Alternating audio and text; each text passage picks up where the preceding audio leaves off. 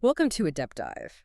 Today, we're really plunging into the incredibly complex world of clan elders in Somalia. Hmm.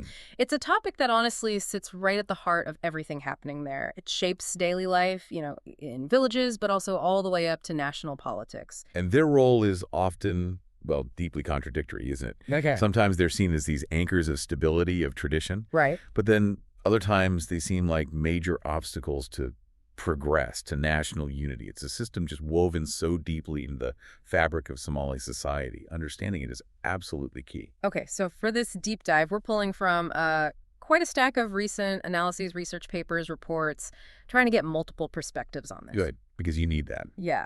And our mission really is to cut through the noise, to understand the key forces at play, how these traditional structures meet modern challenges, what it means for Somalia's future, and frankly, what it means for you getting a clearer picture of this dynamic and often misunderstood region. Okay, let's unpack this then. To start, you really have to understand that clans, or Kabil as they're known, aren't just some historical footnote in Somali life. They are absolutely fundamental. So they shape identity, resources. Everything. Identity, access to resources, political connections, even how justice and security work on the ground. It's more than just a family name, it sounds like. It's your main identifier, your social anchor. Exactly. It's all patrilineal, passed down through the father's line, with these incredibly detailed oral histories. You've got the major clan families, the Darud, Isaac, Darud, Hawail, and Rahanwain. But the most crucial unit, practically speaking, is off of the Jilib. That's the lineage group. Okay, the Jilib. Yeah, that's where you find that immediate solidarity, that mutual support. It includes things like the diya or blood price payments when disputes happen. It's your core unit for immediate protection, for belonging. And the elders, the Isamadagud or Odayal, they were the traditional leaders within this. Yes. Under the Ixur system, which is their customary law, traditionally, elders were the key mediators, the arbiters. They handled local disputes, sorted out grazing rights, water access, conflict resolution, both within and between clans. They were essentially the informal government keeping order. So historically, the clan and its elders gave you that social compass, the family safety net, ways to resolve conflict, marriage networks, economic support, all of it. Precisely. Especially when there wasn't a strong state, or even alongside one historically. The clan structure led by elders provided that absolutely crucial framework for society to function. Custodians of order and tradition, you could say. But that role has clearly changed, evolved maybe, and maybe not always for the better, especially with the struggles to build a modern Somali state. That's exactly where the picture gets messy. While the clan system provides cohesion within the group, in modern politics, it's become a massive source of division, corruption, and conflict. You see it baked right into the federal state's 4.5 power sharing formula. Ah, yes, the 4.5 system, Yeah. where the four major clan families get equal seats in parliament, and then minority groups kind of share half a slice. That's the one. It was designed, supposedly, to ensure representation after years of conflict. But many critics argue it just locks in those deep-seated divisions and actually marginalizes minorities even further. So it's an example of using, or maybe misusing, this traditional structure in today's politics. Absolutely. And this isn't just an issue inside Somalia. Clan culture, I mean, it's evolving, sure, but it stays deeply rooted. It still influences Somalis heavily, even in the diaspora. This feels like where we need those theoretical frameworks you mentioned to really get a handle on why these problems stick around. Let's start with neo-patrimonialism. How does that fit in here? Okay, neo-patrimonialism. Simply put, it's a system where personal relationships, loyalty, patronage networks, they're way more powerful than formal rules or state institutions. Like who you know beats the official process. Exactly. Think of public office being used not for the public good, but mainly for private gain, for rewarding your loyal supporters. It's all about connections and loyalty trumping formal rules and, merit. And the sources suggest Somali clan elders often act as gatekeepers in this kind of system. They are absolutely central to it, according to the research. They act as major gatekeepers of these patronage networks. There's even a concept, heel eohu, which is basically the obligation to support your own clan.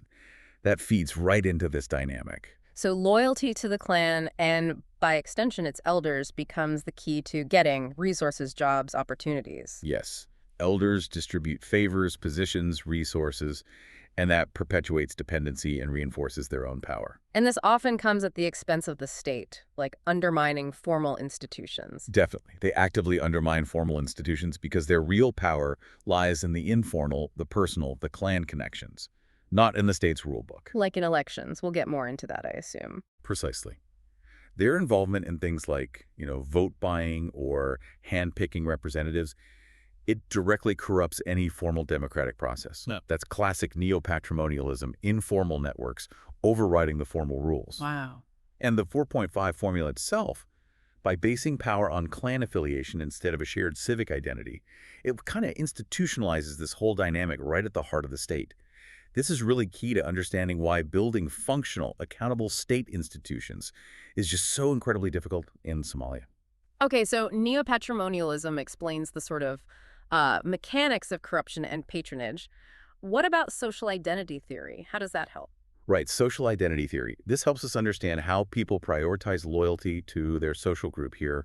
Obviously, the clan, often over any broader national identity. Your sense of self, your identity, is deeply tied to belonging to that group. And in Somalia, the clan has historically been the group, providing identity, safety. Exactly. It's been the primary source of identity, safety, social structure for centuries. And elders play a role in keeping those loyalties strong. They do. As the traditional leaders, clan elders actively reinforce these loyalties. By mediating within the clan, providing support, representing clan interest, they strengthen that in-group identity, that sense of us. Which can very easily create an us versus them mentality when dealing with other clans or even with national projects. Absolutely. And this directly impacts national unity. That strong focus on clan identity, which elders reinforce, can actively suppress the growth of a unified Somali identity or any kind of cross-clan solidarity. I mean, if resources and power are always distributed along clan lines, what's the incentive to prioritize a national identity that doesn't seem to offer the same immediate benefits or protection? Right. And you see resistance to things like universal suffrage, often from traditionalists or those benefiting from the current setup.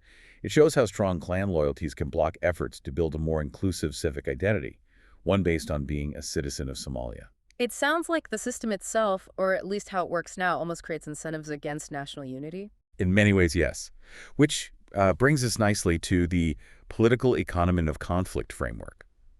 This looks at how economic factors and power dynamics actually drive conflict, and crucially, how certain actors might benefit from instability or from the state remaining weak. Benefit from instability. That still feels a bit counterintuitive. Well, yeah, it does. But the findings suggest that while clan elders sometimes act as genuine peacemakers, and we absolutely need to remember that, it's a critical nuance. Okay. Some also operate within a system where their power and influence are actually greatest because the state is weak or fragmented. Their power comes heavily from being the go-to mediators in disputes and from their role in allocating resources and, as we mentioned, in the electoral processes. So in a weak state, they fill a power vacuum, and that power can be, well, beneficial to them, lucrative even. Precisely. The corruption, the political favoritism, the vote buying, the control over resource allocation. All these things suggest that some elders might prioritize short-term personal or clan gains over long-term national stability. And the very fact that clan militias persist, resisting integration into a national army, points to a system where certain actors, potentially, including some elders or the political elites, they align with, benefit from continued fragmentation. They benefit from the lack of a strong central authority that could challenge their position. This isn't just abstract theory, is it? There are concrete, often really destructive ways this plays out on the ground. Absolutely. Let's look at some specific examples of these problematic roles, how elders can actually contribute to conflict and block state-building efforts. Militia mobilization is a huge one. Okay. Clan elders often coordinate, sometimes quite openly, with political figures and business elites to arm and maintain clan militias. And these aren't really part of the national army or police. Well, often what are officially called Somali security forces are, in reality, clan paramilitaries. They might wear a government uniform, but they're essentially hatted as government forces, ultimately answering to clan political leaders or the elders who help manage their funding and loyalty. So it feeds right back into that neo-patrimonial system. Directly. Militia pay might come via sympathetic officials channeling state funds, which frees up elders to use this force, or just the threat of violence, to push for clan advantage. There are even anecdotes suggesting clan elites use state security budgets to fund their private militias, cutting their own costs while keeping control. And you mentioned earlier that elders can be war makers as well as mediators. That sounds grim. It's disturbing, yeah. Some research indicates elders aren't always neutral. Some manipulate their power to actually prolong conflicts for profit. They act as war makers, trying to maximize their benefits from ongoing disputes. How could they possibly benefit from a conflict dragging on? Well, by collecting fees or gifts for settling feuds. If a conflict continues or keeps flaring up, they get more opportunities to mediate and collect these payments. It creates a perverse incentive to keep things unresolved or even to subtly reignite them. And beyond that, you sometimes see regional elites engineering violence by appealing to clan loyalty. Remote control violence, it's been called. Elders can get drawn into this, rallying their clans behind a warlord in exchange for a share of the spoils or political influence down the line. It feels like the federal structure, which was meant to decentralize power, might actually be making some of this worse. It can, unfortunately. There's a real risk that the federal member states become entrenched clan-based fiefdoms. They can become disconnected from the central government in Mogadishu and sometimes actively undermine it. Right. Elders in these regions might command local militias, control local tax collection. Leading to more fighting over territory and resources. Exactly. It allows local elites to manipulate the system, entrench corruption, and pursue their own agendas, what academics call rent-seeking, or just grabbing the spoils of war. It essentially replicates these damaging dynamics at a subnational level, fragmenting the country politically and economically. And that really helps explain why a strong, unified national authority just struggles to gain traction. And their role in elections. You said earlier they're kingmakers. How central is that? Oh, it's absolutely pivotal to maintaining this system. The 4.5 formula, combined with indirect elections, makes elders the ultimate kingmakers. Just look at the numbers from recent parliamentary elections. Something like 14,025 delegates were appointed to select just 275 MPs. 14,000 delegates for 275 seats. Yeah. And here's the kicker. Each of those delegates had to be appointed by a group of 135 traditional elders. 135 elders per delegate? That's incredible. It is. And because these elders are themselves unelected, they effectively shield the delegates and, by extension, the MPs they choose from the actual voters. Accountability is to the elders who pick them, not to the people. So it's a perfect recipe for bribery and nepotism being rampant. Elders often lobby or sometimes quite literally auction off delegate votes in exchange for favors, cash, positions. Reports suggest millions of dollars change hands through elders during election cycles just to sway votes. So they dominate political appointments, patronage. Completely. It undermines any hope of accountability in the system. Power flows upwards from these clan structures, not downwards from citizens exercising their vote. This paints a picture of a system that seems designed to resist broad accountability. It really does. And you see this extend into other areas, like land and resource disputes. Elders are key arbiters there too, using the customary gear law. But their settlements often lack strong enforcement mechanisms. Agreements can just collapse. Leading to conflict relapse, as you put it. Exactly. And if elders are seen to favor their own lineage, or if there are suspicions of bribes, conflicts over land can just drag on for generations. People who feel they lost unfairly might just take up arms again because they don't trust or don't have access to an alternative state-based justice system. And the traditional Griza system itself, it can clash with modern state law, can't it? Yes, definitely. While Zir does preserve local order in many places, it often conflicts with formal legal institutions or international norms. Concepts like blood compensation, for example, can clash with human rights principles. So this heavy reliance on Zir kind of erodes the state's claim to a monopoly on justice. Elders often act as de facto judges, which hinders the development of a unified national legal order and prevents the state from establishing its authority in that domain. And all of this, taken together, makes it incredibly hard to build any sense of unified national identity or cross-clan cooperation. That's right. Elders often, understandably perhaps, prioritize their own group's interests. They might resist initiatives that try to foster inter-clan cooperation or that bypass their traditional roles. Like with aid distribution. Yeah, they can act as gatekeepers, channeling NGO aid primarily to their own clans. And by convening clan-based assemblies rather than more inclusive forums, they constantly reinforce the clan system itself. This contributes to fragmented politics and makes it really difficult for a broader pan-Somali consciousness, a sense of shared citizenship, to really take hold. So part of the challenge here is also about the elder's own background, maybe their susceptibility to manipulation.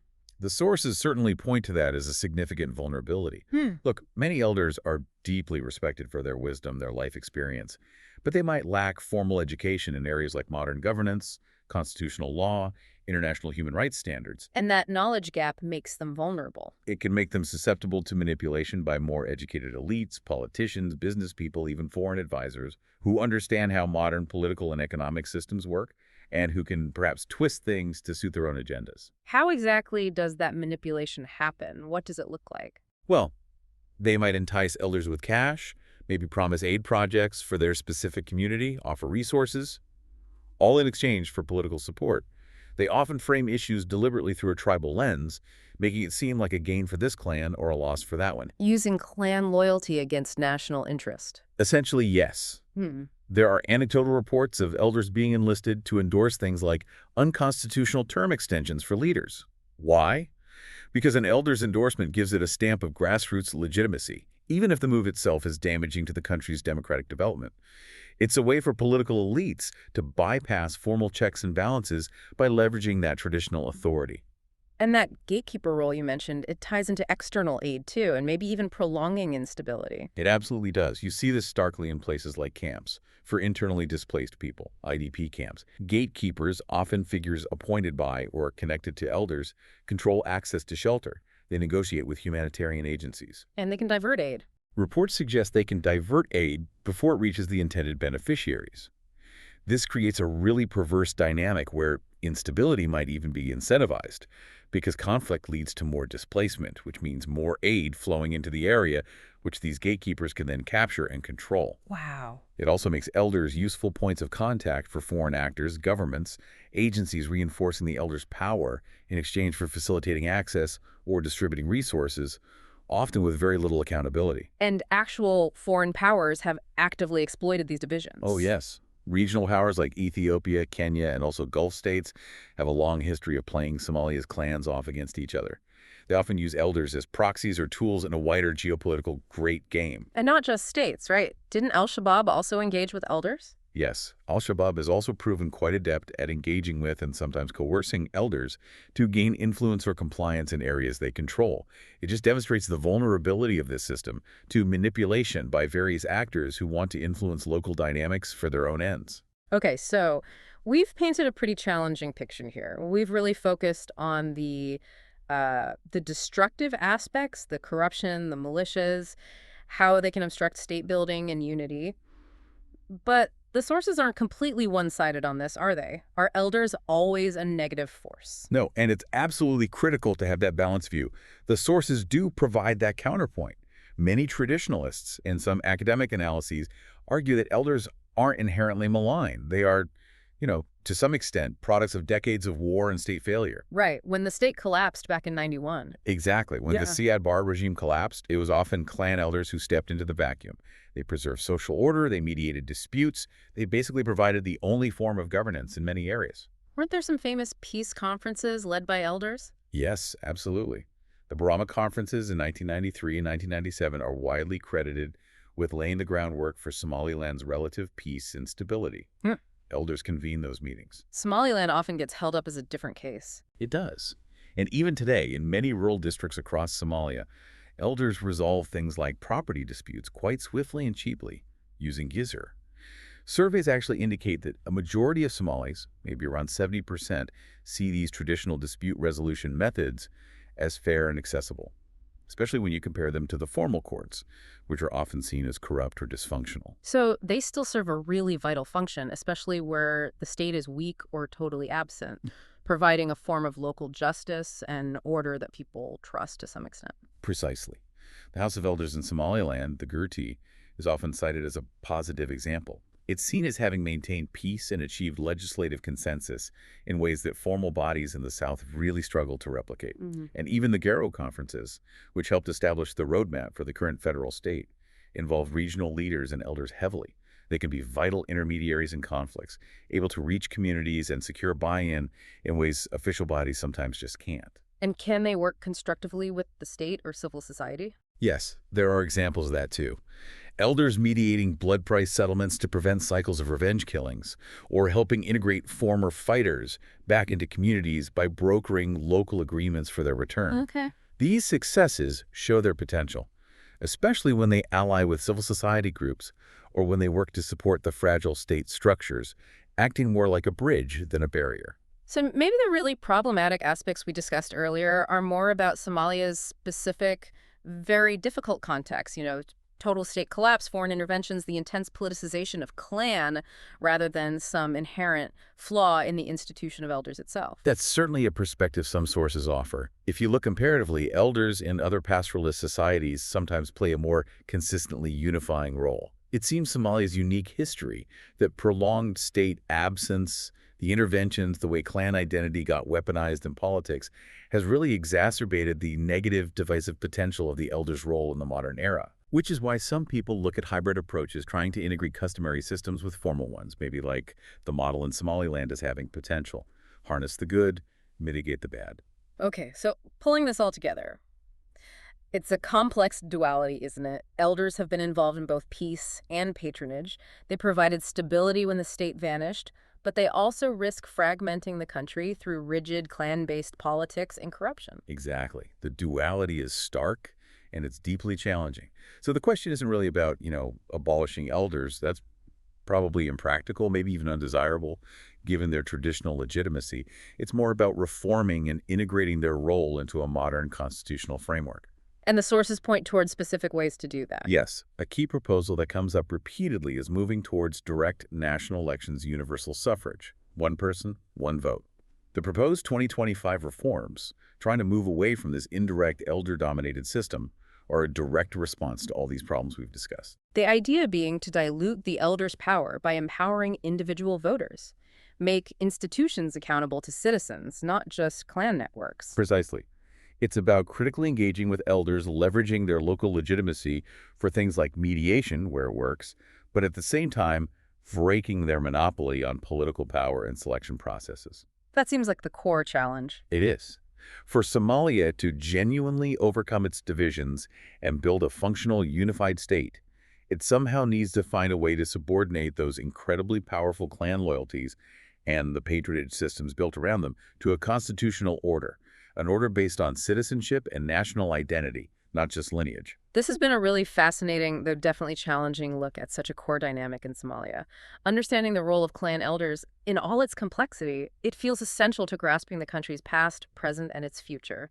It truly is complex. Somali clan elders, they aren't simple heroes or villains. They're complex figures, deeply embedded in a system that has both deeply beneficial traditions and some really destructive modern manifestations, often driven by patronage, identity politics, economic pressures, and, let's not forget, external interference. Which leaves us, and maybe you listening, with a final provocative thought to mull over. Given how deep clanism runs, and given this dual capacity of elders, they can perpetuate conflict, but they can also broker peace. What practical steps could really integrate traditional authority into a modern constitutional state? How do you do that in a way that actually protects rights, promotes unity, but still acknowledges how important clan identity remains for so many Somalis? That's the crucial question, isn't it? A really tough one for anyone looking at Somalia's path forward. Thank you for taking this deep dive with us.